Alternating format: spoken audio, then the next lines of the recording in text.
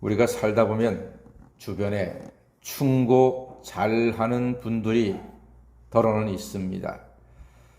자기는 어떤 일에 고수인 것처럼 이런저런 일에 충고합니다. 세상에서는 그런 사람들을 감나라 배나라 한다 이렇게 말하기도 합니다. 그런데 실제로 보니까 충고 잘하는 사람치고 진정한 고수는 없습니다. 말이 앞서는 사람치고 정말로 그 일을 잘하는 사람은 별로 없다 하는 말입니다. 행하는 것처럼 말하는 것처럼 이게 같이 가는 게 쉽지 않다는 말이에요. 말하는 만큼 그렇게 사느냐?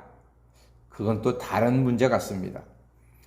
여러분 다 아시는 월드 비전, 이 월드 비전은 전 세계의 빈곤층과 약자를 섬기는 그야말로 최고의 단체입니다.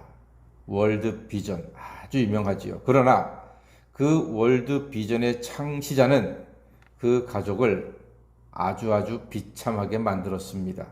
심지어 그의 딸은 스스로 목숨을 끊기도 했습니다. 자기 가족은 그렇게 비참하게 만들면서 그가 세계의 빈곤층과 약자를 섬기는 단체를 만들었다는 것이 아이러니하기도 합니다. 우리 대한민국에서 가정사역의 최고봉이라고 하는 어떤 사모님이 계세요. 제가 이름은 말하지 않겠습니다. 그 사모님이 부부관계는 이렇게 해야 됩니다. 가족관계는 이렇게 해야 됩니다. 이래야지만 가정이 제대로 설 수 있습니다 하면서 많은 세미나를 인도하시는 사모님이셨는데 어느 날 깜짝 놀랄 뉴스를 봤습니다. 그만 그 사모님이 이혼을 하셨더라고요. 그렇게 책을 쓰시고 강연을 잘하시는 분이었는데 정작 자기의 가정은 미처 깊이 돌아보지 못하셨던 것입니다. 이처럼 사람이 말하는 것, 충고하는 것처럼 그렇게 사느냐 하는 것은 이게 다른 문제고요. 그렇게 쉬운 문제는 아니란 말입니다. 그러니까 여러분 남 가르치려고 하지 마시고 충고하려고 하지 마시고 속으로 자신에게 이렇게 말하셔야 됩니다. 다 같이 너나 잘해. 예, 속으로 너나 잘해.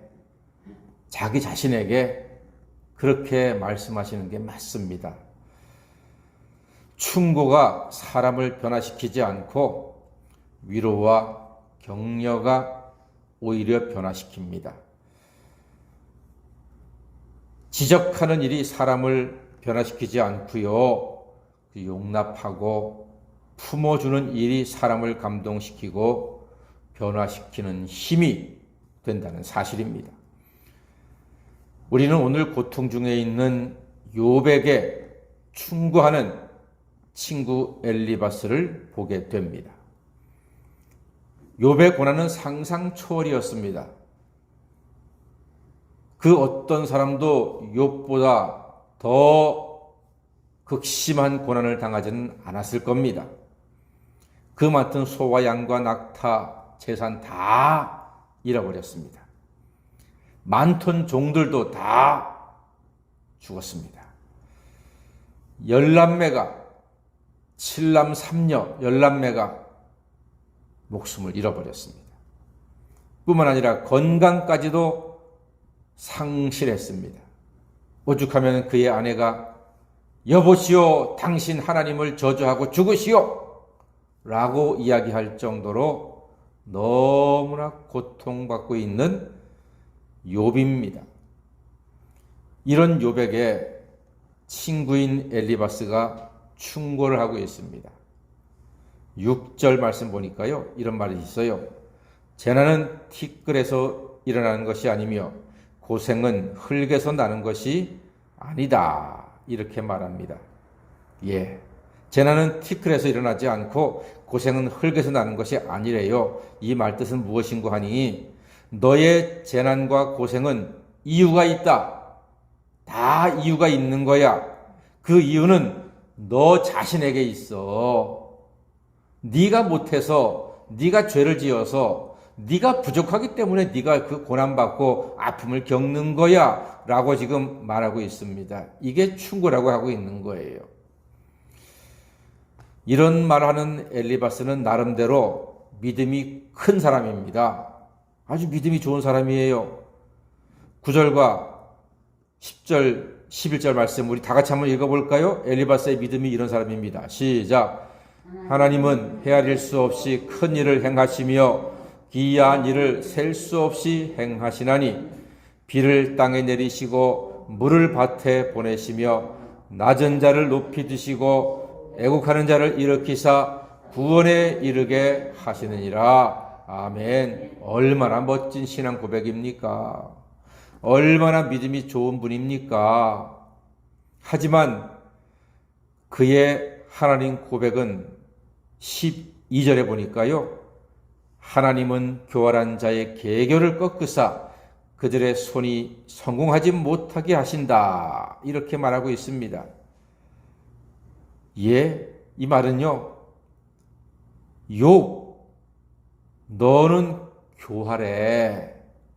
네가 교활하니까 하나님께서 너의 계교를 꺾으셨던 거야. 이렇게 지금 말하고 있는 거예요. 또 13절에 보니까 지혜로운 자가 자기의 계략에 빠지게 하시며 간교한 자의 계략을 무너뜨리신다. 이렇게 말씀하거든요. 이 말은 또 간교한 욥의 계략을 하나님이 무너뜨리셨다. 이렇게 지금 말하고 있습니다.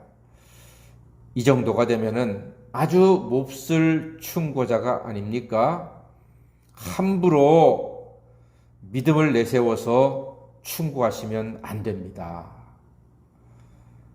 심지어 문제가 있어서 목사에게 오는 교인들도요, 목사에게 충고 듣고 싶어 하지 않습니다.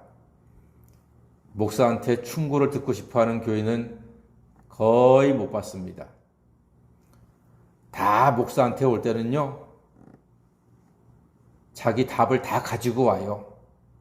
그래서 목사님이 내 얘기를 듣고 자기를 이해해주고 공감해주고 위로해주고 기도해주기를 바라면서 오는 거예요.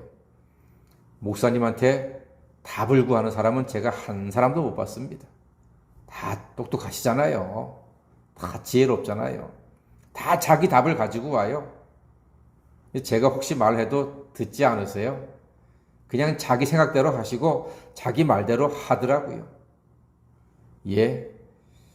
그래서 저는 웬만하면 교인들한테 충고하지 않습니다. 한두 번 충고해 봤거든요. 깨달았어요. 아, 내 충고를 들으려고 오는 게 아니구나. 자기 생각을 나한테 지지받으려고 하는 거구나. 기도하기를 원하는구나, 내가. 그래서 저는 충고하지 않습니다. 그 얘기를 다 들어줘요. 그리고 나쁜 일만 아니면은 그냥 지지해주고, 아, 좋습니다. 같이 기도합시다. 이렇게 하는 게 맞더라고요. 스스로 답을 가지고 있습니다. 예수님께서도 충고하지 않으셨어요. 그저 관심 갖고 질문만 하시고 죄 사함만 선포하셨고 용서하신 거지요. 그리고 이름만 불러주셨어요. 그랬더니요, 사마리아 여인이 예배를 회복하게 되었고 간음했던 여인이 용서받고 새 삶을 얻게 되었으며 수전노 삭개오와 그의 집이 구원받는 역사도 일어났습니다. 예수님이 충고하지 않으셨어요. 그저 다 들어주시고 이름 불러주시고 용납하시고 품어주시니까 사람이 변화가 되더라 하는 말입니다. 사랑하는 여러분, 힘든 세상을 보내고 있지만 우리는 그저 겸손히 예수님께 아뢰어 들으시고 용납하시고 품으시는 예수님 안에서 늘 안식을 누리며 살아가시는 하나님의 자녀가 되시고 다른 사람에게 충고하지 마시고 그 사람의 마음을 헤아려 주시고 용납해 주시고 지지해 주시는 하나님 자녀가 다 되시기를 주의 이름으로 간절히 축원합니다. 아멘. 기도하겠습니다.